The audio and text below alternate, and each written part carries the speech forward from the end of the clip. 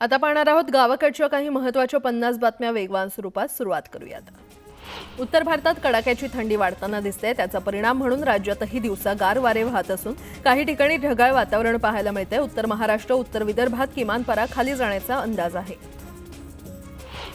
मुंबईतील तापमानात वाढ होऊन वातावरणातील गारवा काहीसा कमी झालाय. दरम्यान मुंबईमध्ये 2 दिवस ढगाळ वातावरण राहील असा अंदाज हवामान खात्यानं व्यक्त केलाय. या कालावधीमध्ये हलक्या सरींची शक्यता वर्तवण्यात आली आहे. राज्यातील बाजार समितीमध्ये तुरीची 11,739 क्विंटल आवक झाली. तुरीला 6,917 रुपये प्रति क्विंटल इतका दर मिळाला. जालना येथील बाजारात पांढऱ्या जातीच्या तुरीची सर्वाधिक 3,805 क्विंटल इतकी आवक झाली. राज्यातील बाजार समितीमध्ये मक्याची 5,156 क्विंटल आवक झाली. मक्याला 2,358 रुपये प्रति क्विंटल दर मिळाला. तर लासलगाव येथील बाजारात मक्याची सर्वाधिक 1,975 क्विंटल इतकी आवक झाली. राज्य सरकारनं 14,13,000 टन सोयाबीन खरेदीचं उद्दिष्ट समोर ठेवलंय. वारंवार मुदतवाढ देऊनही केवळ 4 लाख टन सोयाबीन खरेदी झालाय. त्यामुळे साठा राहण्याची भीती वर्तवण्यात येते. राज्यातील बाजार समितीमध्ये सोयाबीनची 24,785 क्विंटल आवक झाली. तर सोयाबीनला 3,992 रुपये प्रति क्विंटल इतका दर मिळाला.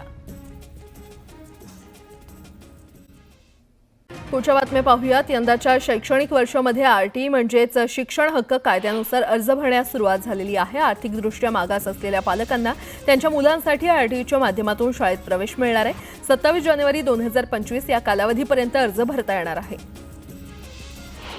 मुंबई विद्यापीठाच्या दूरस्थ आणि ऑनलाईन शिक्षण केंद्राच्या परीक्षेला 14 जानेवारी 2025 पासून सुरुवात झाली. मात्र पदव्युत्तर स्तरावरील MA, MCOM आणि MSc अभ्यासक्रमाच्या काही विद्यार्थ्यांना सोमवारी रात्री उशिरा प्रवेशपत्र कारभारामुळे विद्यार्थ्यांमध्ये संभ्रम निर्माण झाला होता. नागपूर मुंबई समृद्धी महामार्ग वाढवण बंदराला जोडण्यासाठी MSRDCनं वाढवण बंदर इगतपुरी दरम्यान द्रुतगती महामार्ग बांधण्याचा निर्णय घेतलाय. त्यानुसार हा महामार्ग 85 किलोमीटर लांबीचा असून संरेखनासंबंधीचा प्रस्ताव लवकरच राज्य सरकारकडे पाठवण्यात येईल.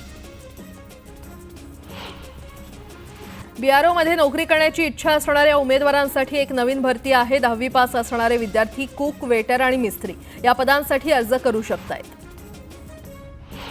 ओला, उबर आणि रॅपिडो सारख्या खासगी प्रवासी वाहतूक करणाऱ्या पुरवठादारांना एकाच नियमावली अंतर्गत आणणार अशी माहिती परिवहन मंत्री प्रताप सरनाईक यांनी दिली आहे.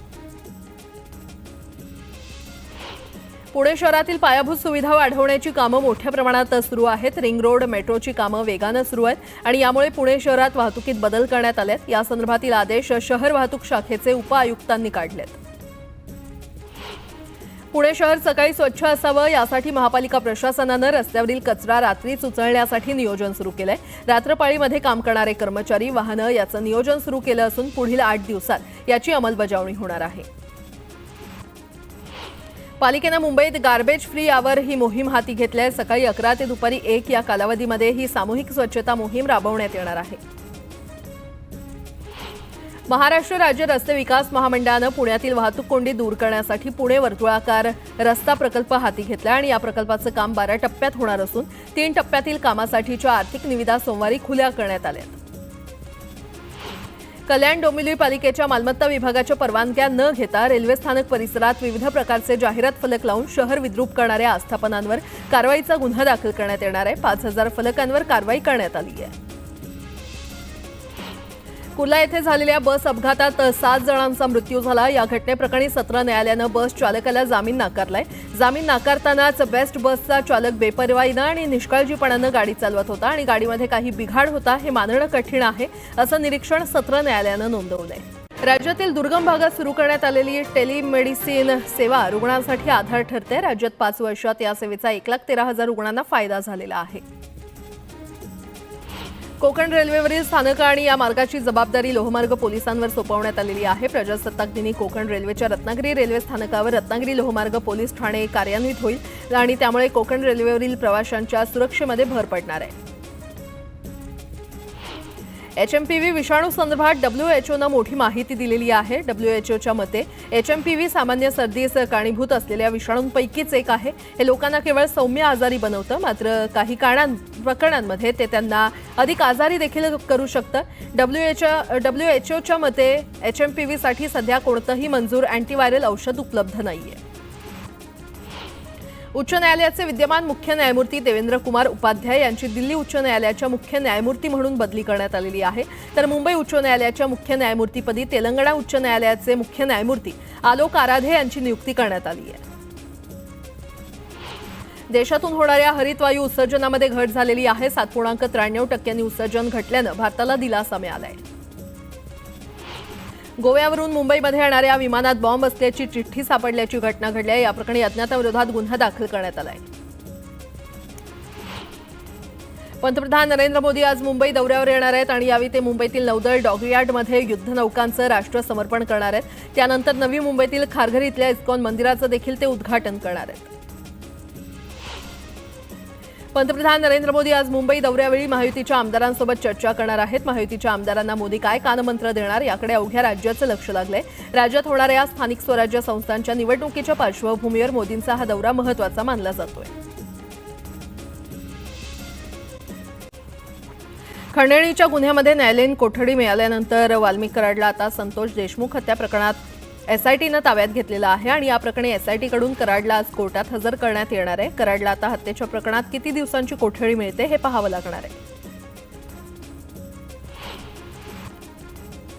निवडणुकीदरम्यान खासदार बजरंग सोनावणे यांनी जीवे मारण्याची धमकी दिली होती असा गंभीर आरोप वाल्मिक कराडची पत्नी मंजली कराड हिनं केलेला आहे.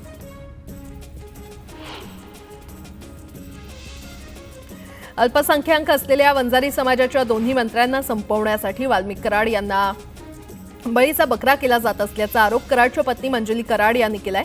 चुकीच्या गुन्ह्यात कराडना अडकवलंय असंही त्यांनी म्हटलेलं आहे. मी राजकीय किंवा जातीय कधी बोललो हा जातीपातीच्या पलीकडचा विषय आहे. संतोष देशमुखांना न्याय मिळावा इतकाच उद्देश असून बीडच्या राजकारणात जातीय आधार कोण घेतंय हे सर्वांना माहिती आहे असा टोला बजरंग सोनावणे यांनी कराडच्या कुटुंबियांना लगावलाय. वाल्मिक कराडची प्रकृती बिघडली होती. त्यानंतर कराडला रुग्णालयात दाखल करण्यात आलं होतं. वैद्यकीय चाचणी पूर्ण झाल्यानंतर वाल्मिक कराडला बीड कारागृहात नेण्यात आलं. धनंजय मुंडेंनी अजित पवारांची भेट घेतली. अवघ्या 10 मिनिटात भेट घेऊन धनंजय मुंडे देवगिरी बंगल्यातून बाहेर पडले. अजितदादांची भेट घेतल्यानंतर मुंडे थेट परळीमध्ये दाखल झाले. वाल्मिक कराडला चुकीच्या गुन्ह्यात अडकवलं असा युक्तिवाद कराडच्या वकिलांनी केला. आज वाल्मिक कराडला पुन्हा कोर्टात हजर केलं जाणार असून कागदपत्र सादर केली जाणार आहेत. घुले आणि कराड दोघे कोठडीत असताना समोरासमोर चौकशी का केली नाही? वाल्मिक कराड तपासात सहकार्य करताय, मग आणखी कोठडी कशासाठी असा सवाल कराडच्या वकिलांनी उपस्थित केलाय. खंडणी आणि हत्या प्रकरणातील आरोपी एकच असून सर्वांची नार्को टेस्ट करा अशी मागणी मराठा आंदोलक मनोज जरांगे यांनी केली आहे. आरोपींविरोधात मोक्का लावला. याबाबत जरांगेंनी फडणवीसांचं कौतुक केलं. तर धनंजय मुंडेंची टोळी ही असून दंगली घडवण्याचा प्रयत्न सुरू असल्याचा आरोप जरांगेंनी केलाय. वाल्मिक कराडवर मोक्का लावण्यात आला, पण हत्येविरोधात गुन्हा दाखल करण्यात आला नाही. आगामी स्थानिक निवडणुका डोळ्यासमोर ठेवून जातीचं लेबल लावून आंदोलन केलं जातंय असा आरोप जितेंद्र आव्हाड यांनी केलाय. मूळ मुद्द्याकडून लक्ष भरकटवण्यासाठी परभणी आणि बीड प्रकरण तापवत ठेवलं जातंय असा आरोप नाना पटोले यांनी केलाय. महाराष्ट्राला बदनाम करण्याचं काम सुरू आहे अशा शब्दात नाना पटोले यांनी सत्ताधाऱ्यांवर निशाणा साधलाय.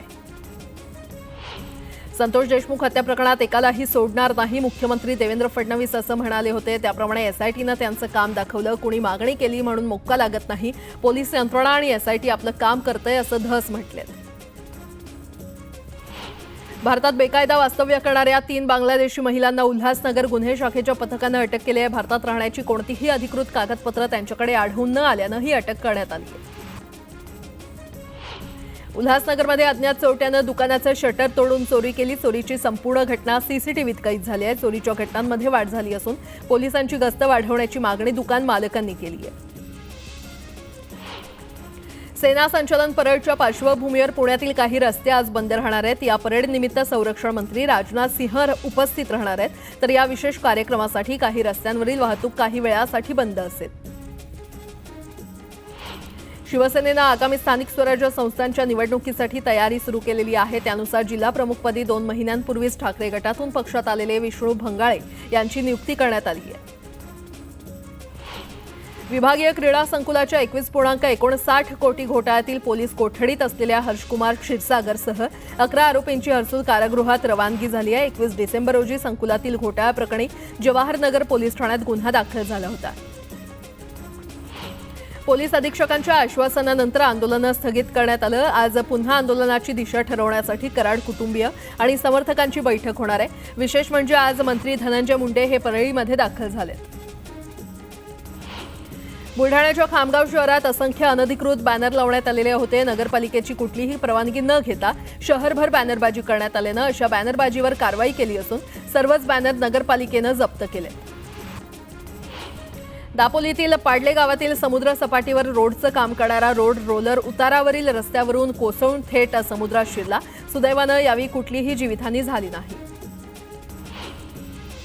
सोलापूरचं ग्रामदैवत श्री शिवयोगी सिद्धरामेश्वरांच्या अक्षता सोहळ्यानंतर दुसऱ्या दिवशी उत्साहात होम प्रदीपन विधी संपन्न झाला.